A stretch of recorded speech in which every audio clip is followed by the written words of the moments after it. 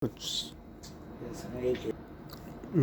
Sejam bem-vindos a mais uma videoaula, onde vamos dar continuidade na resolução do exame de Química 1, parte 2. Para quem não assistiu parte 1, eu os aconselho a recorrerem no vídeo para ver a parte 1 e não se esqueçam de se inscrever no canal. Então vamos dar continuidade começando do exercício 21. Diz que o pH de uma solução 1 mols por litro de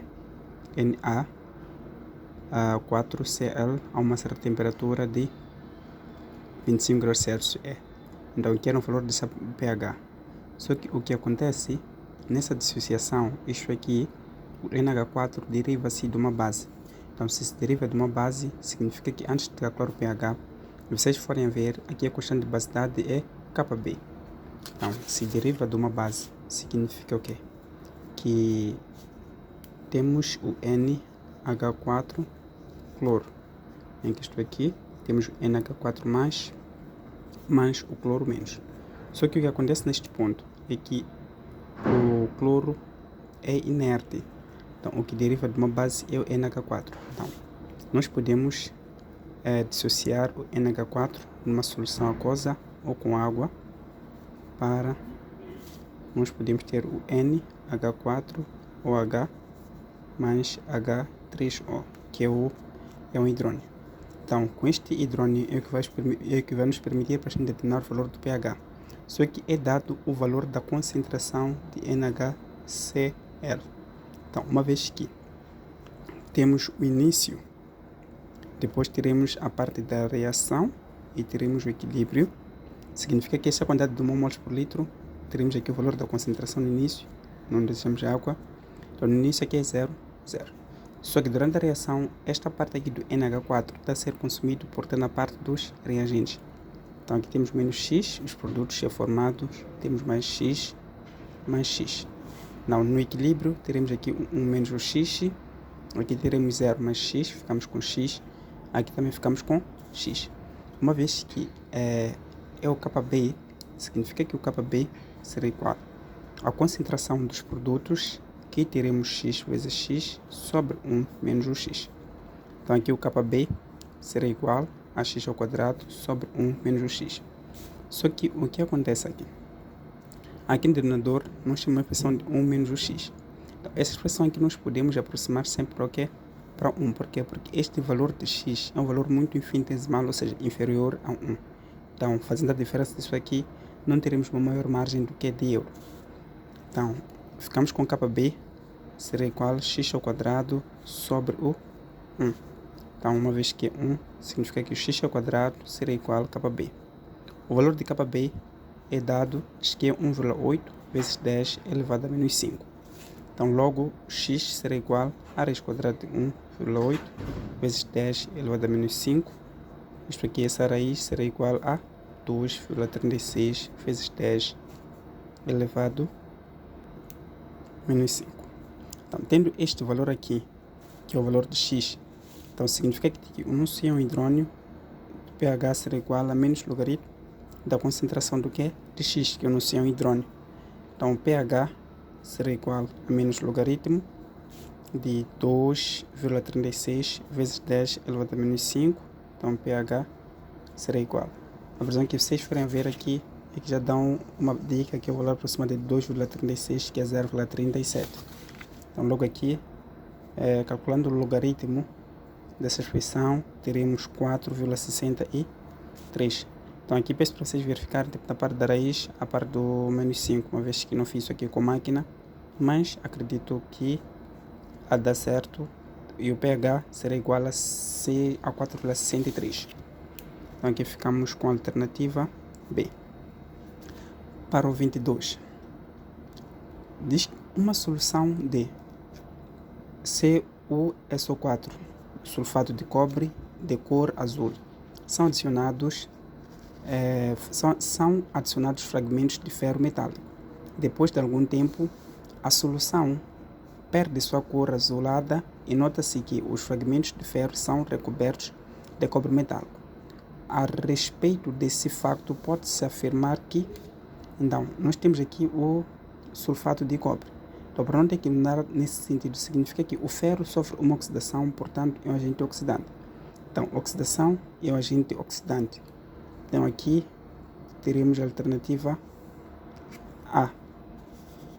Para o exercício 23, diz que na obtenção industrial do ácido nítrico é utilizado o processo de Ostwald, no qual a última etapa envolve a reação. Nós temos essa reação de dióxido de nitrogênio mais água, que teremos a parte dos produtos. Eu vou passar aqui a reação. Então aqui teremos esta reação: 3NO2 mais H2 no estado líquido, 2HNO3 é o ácido nítrico, mais NO no estado gasoso. Então, aqui estão a perguntar qual das alternativas é incorreta. Esta é uma reação de óxido de redução. Vamos lá verificar. O que nós estamos à procura de uma alternativa incorreta. Então, nós sabemos que o nóxido de oxigênio é menos 2. Então, se é menos 2 aqui, ficamos com Y, mais menos 2 vezes 2 será igual a 0. Então, Y menos 4 igual a 0. Então, o Y será igual a mais 4. Então, significa que aqui teremos mais 4. Então, aqui teremos menos 2 mais 1. Aqui nós teremos menos 2 mais 1. E podemos calcular aqui do Z, ou Y também. Ficamos com mais 1 mais Y. Mais 3 vezes menos 2 será igual a 0.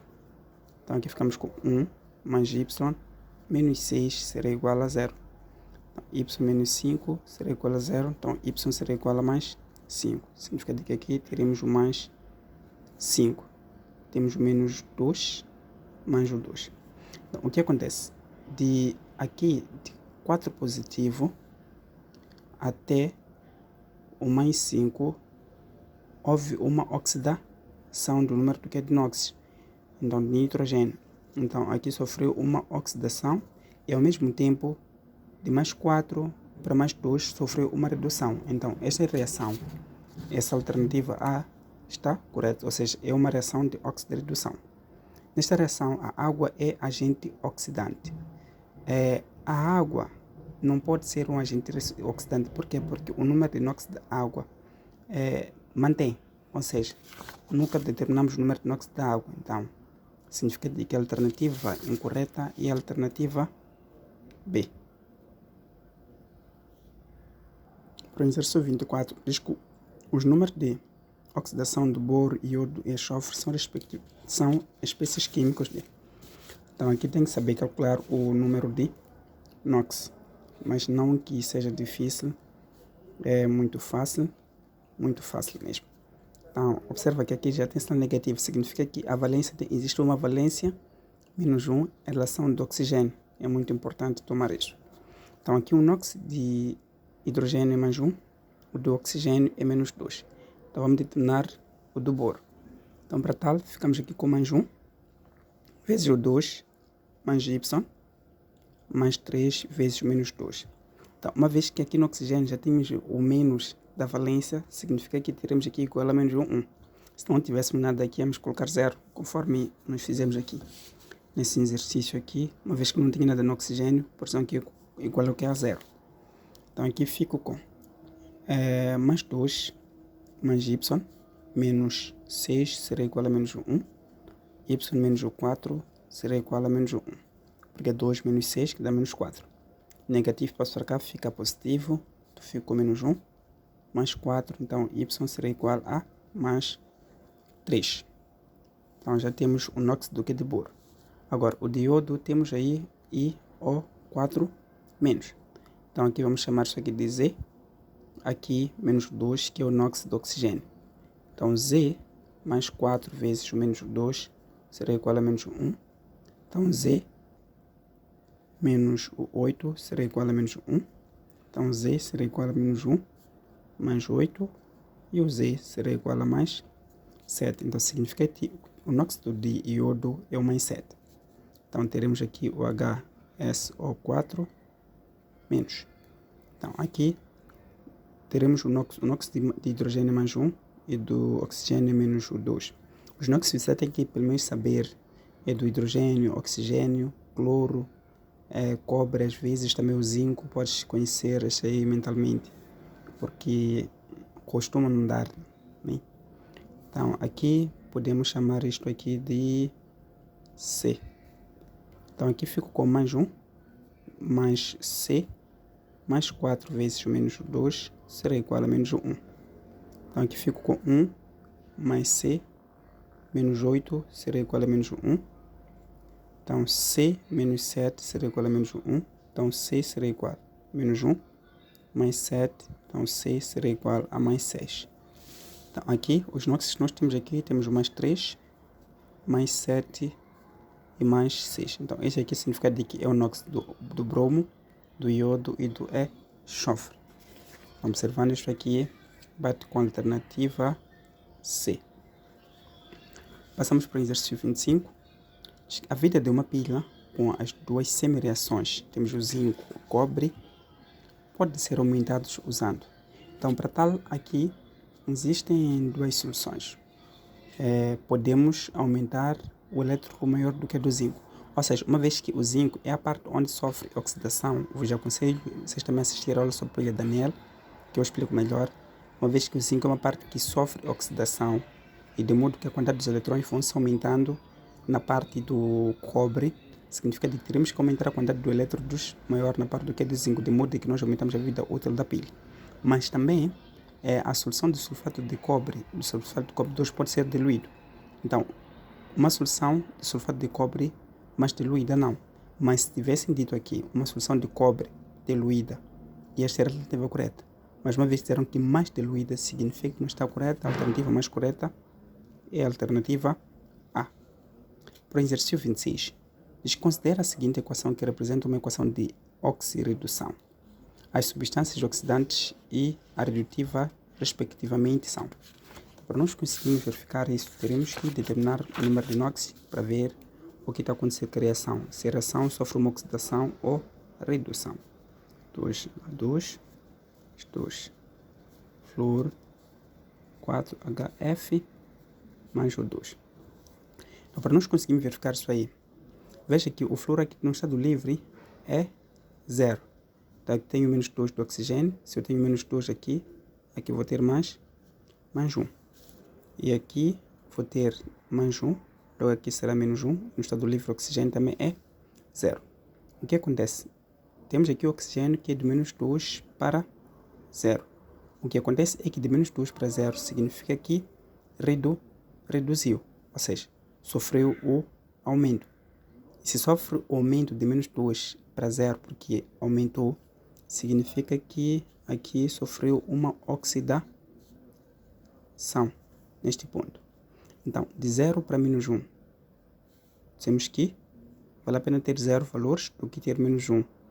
Então, aqui significa que sofreu uma redução. E uma oxidação chama-se agente redutor. Para quem já assistiu o vídeo aula sobre pilha Daniel, já entendeu isso aqui. Para uma oxidação, para uma redução, temos um agente oxidante. Então, o que acontece aqui neste ponto? Nos pedem para a gente identificar a substância oxidada e a reduzida. Então, significa que o ferro é o agente oxidado e o oxigênio é o agente reduzido. Daí que nós ficamos aqui com a alternativa D. Nós verificamos aqui através da reação. Para o exercício 27, diz que vidros fotocromáticos são utilizados em óculos que escurecem as lentes com a luz solar.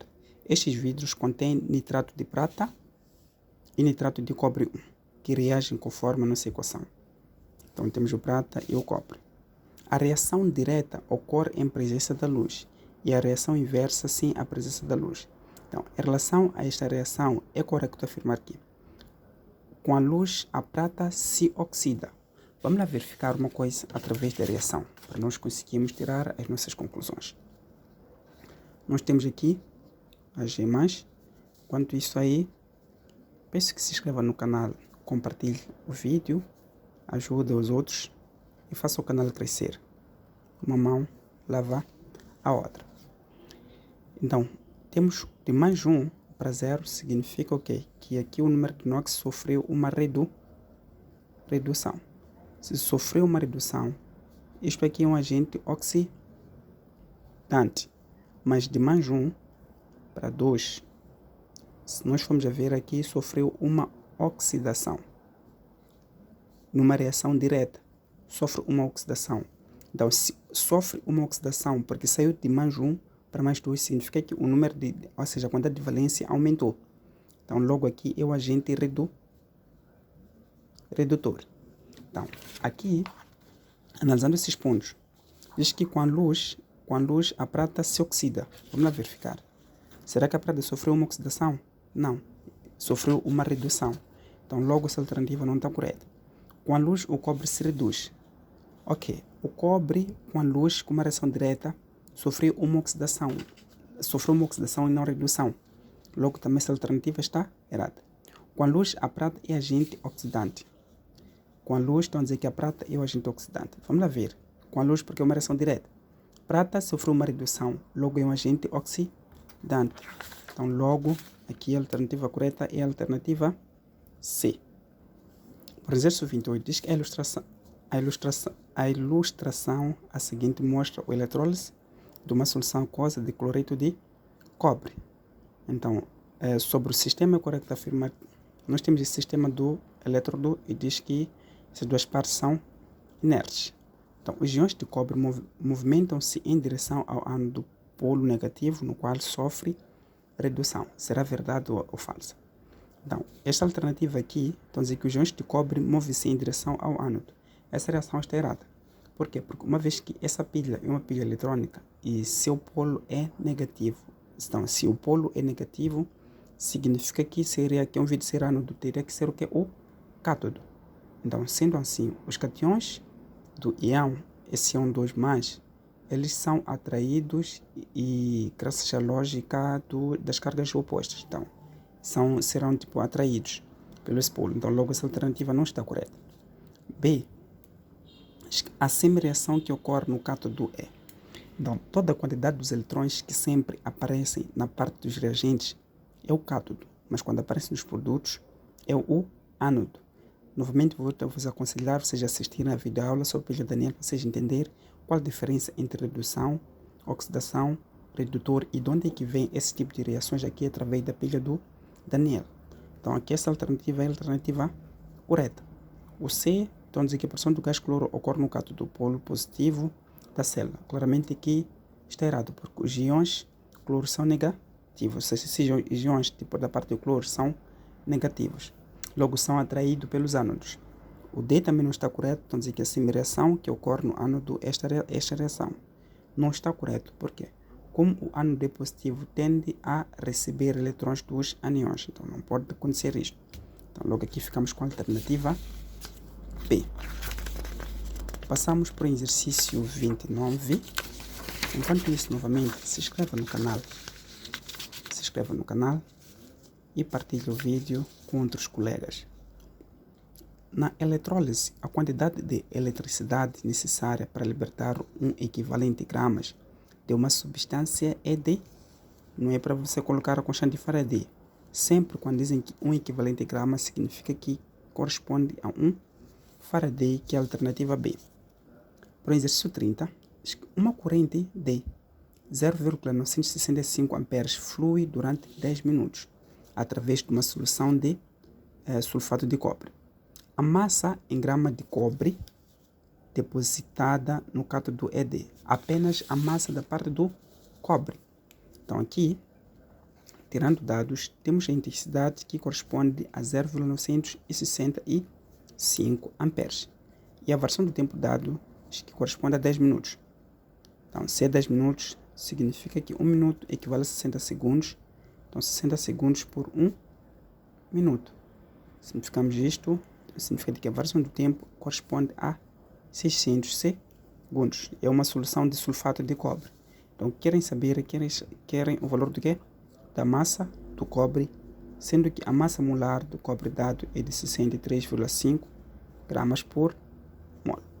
Então, a fórmula dada aqui é uma constante de eletrão, corresponde a 1,6 vezes 10 elevado a menos 19 coulombs.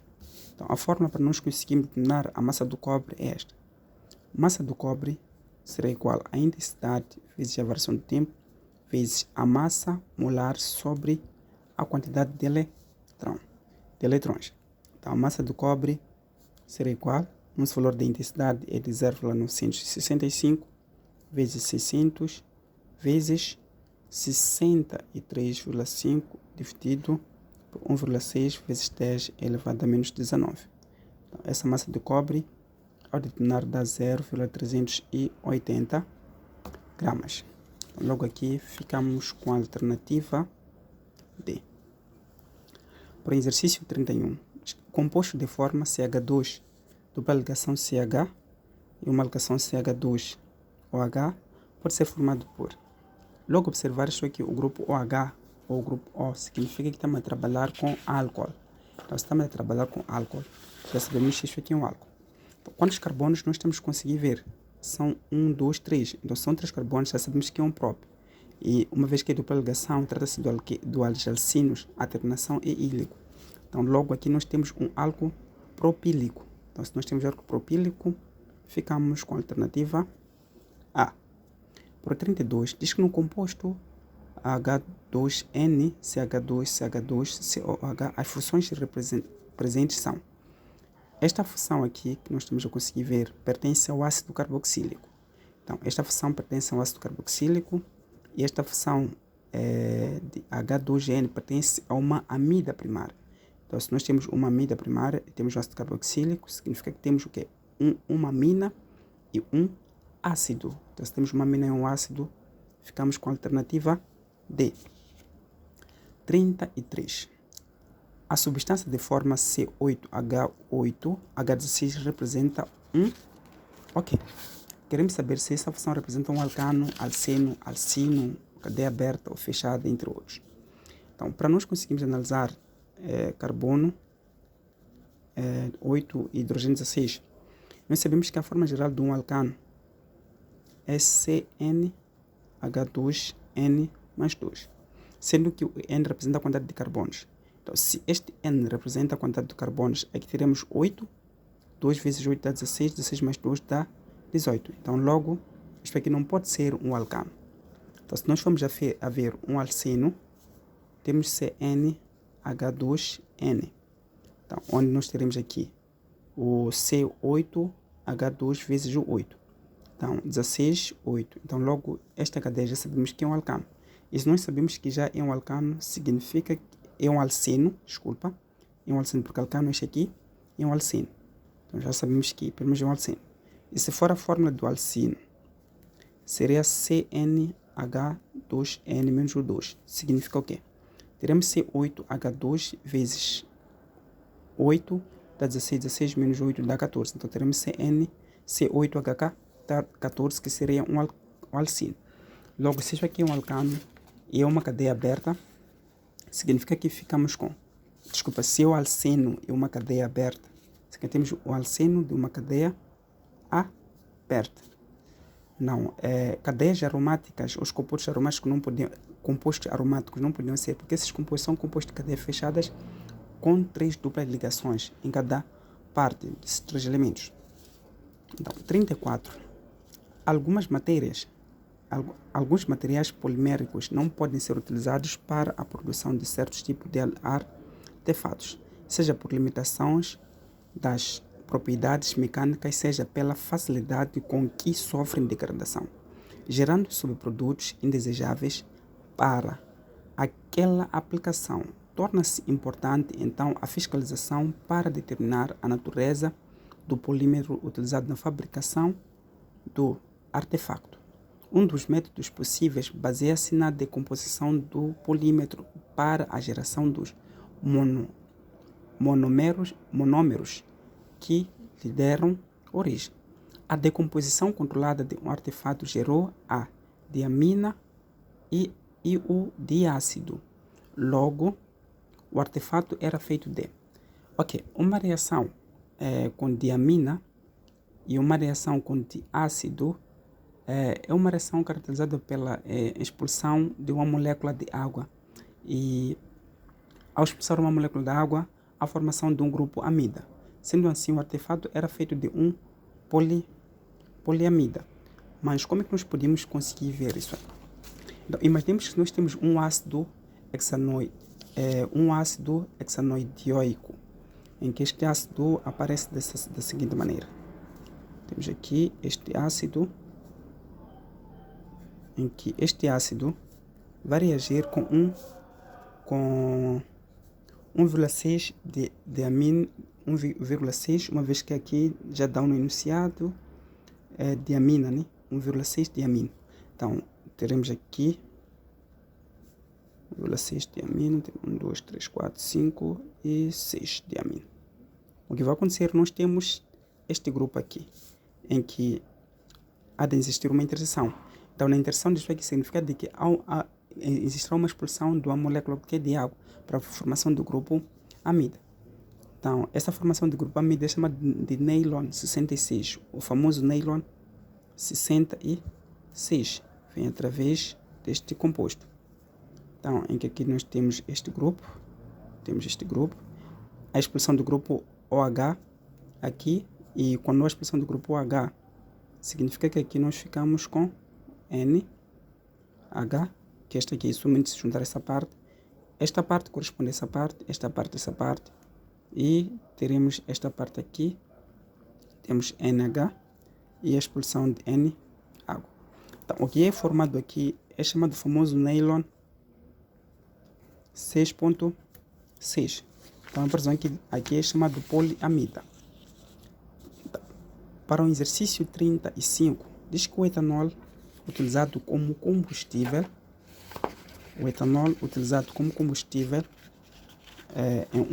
em automóveis pode ser substituído por metanol. A combustão completa desses dois álcools produzem o mesmo composto. No entanto, as oxidações parciais e a combustão incompleta produzem outros compostos. Quais são esses produtos de oxidação do metanol? Esses produtos são o metanol e o ácido metanoico. Só que uma vez que aqui só temos o metanol, só ficamos com a alternativa D. Se tivesse visto também tipo ácido metanoico, seria correto. Para o exercício 36, que pertence à classe das aminas primárias, o composto que se obtém pela substituição. Então, esse composto aí de um átomo de hidrogênio de NH3 por um radical alquilo. É a alternativa correta. Por quê? Porque nós temos aqui este grupo OH que é um carbono de carbono carbonil. Então, este aí pode ser classificado das aminas primárias. Este composto permite substituição de um amoníaco. Então, logo aqui ficamos com a alternativa A. 37. No exercício 37, diz que um composto que apresenta um radical alquila é um grupo amino ligado ao átomo de carbono, do átomo de carbono carbonil, que é este átomo aqui, de carbono carbonil, pertence à fusão de. Então, tem que saber diferenciar qual a diferença que existe entre a fusão de uma acetona, amida, aminoácido, amina e aldeído. Pois aconselho também a recorrer, tem um exame da 10ª classe 2021, que eu explico detalhadamente qual a diferença dessas fusões. Então aqui, basta voltar daquele vídeo, acredite que você há de chegar a colocar a alternativa B sem medo. 38. Ésteres ésteres formam-se quando reagem. Um éster é formado quando há uma reação de um álcool mais um ácido carboxílico. Por quê? Nós temos aqui um grupo R, o H, que é um grupo funcional de álcool, mais um grupo, este grupo que é o grupo de um ácido carboxílico. Então, o que acontece aqui é que este grupo, ou seja, esse radical, entra aqui e o hidrogênio é rejeitado com o grupo OH que vai formar água. Então nós temos esta reação no final, aqui teremos isto. Então, estes aqui são ésteres. Em outra forma, pode ser escrito dessa maneira.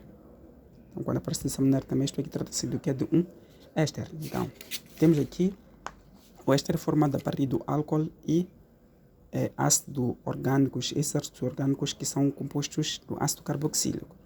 Então, aqui ficamos com a alternativa B. 39. O nome mais correto para a estrutura é... Temos essa estrutura aqui, que temos que ter 3. Então, o que vamos fazer aqui, primeiro teremos que contar a cadeia mais longa da ramificação. Essa é a ideia para nós conseguirmos dar o nome de uma estrutura Yupaq. E por eu ter visto ali o grupo H, eu já sei que aquilo pertence ao álcool. Então, se pertence ao álcool, significa que... Aqui está correto, né? Esse é H2, aqui esse é H3, então isso aqui vem assim. Mas também não tem problemas. Temos aqui CH2, CH, depois temos o grupo H, CH3. Cadeia mais longa primeiro. Temos 1, 2, 3, 4, 5. 1, 2, 3, 4, 5, 6. Então a cadeia mais longa é esta aqui. Cadeia mais longa. Então, se a cadeia mais longa tem 6 carbonos, e uma vez estamos a trabalhar com álcool, significa que temos o que? Um hexanol. Né? Nol, por causa de ser grupo H. Não. Começamos a enumerar os carbonos num lugar onde nós temos o grupo do funcional, ou seja, mais perto da ramificação do grupo funcional. Então, começamos aqui 1, 2, 3, 4. Significa que no quarto carbono existe uma ligação, que esta ligação é metil.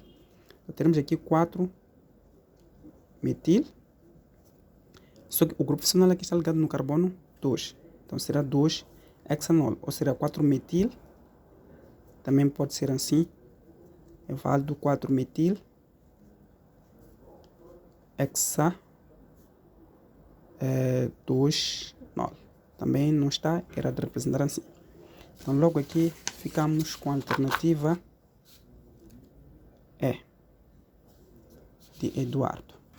Então, o último exercício diz que qual das afirmações a seguir sofre uma fusão orgânica? Ou seja, qual das seguintes afirmações a seguir sofre a fusão orgânica que está incorreta?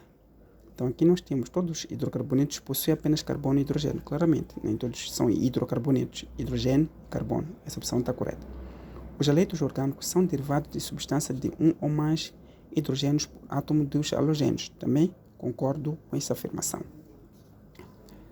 Os aldehídos possuem um grupo carbonila entre 2 átomos de carbono. Eu não concordo com essa alternativa. Tanto os acetonas quanto os aldehídos possuem um grupo carbonilo.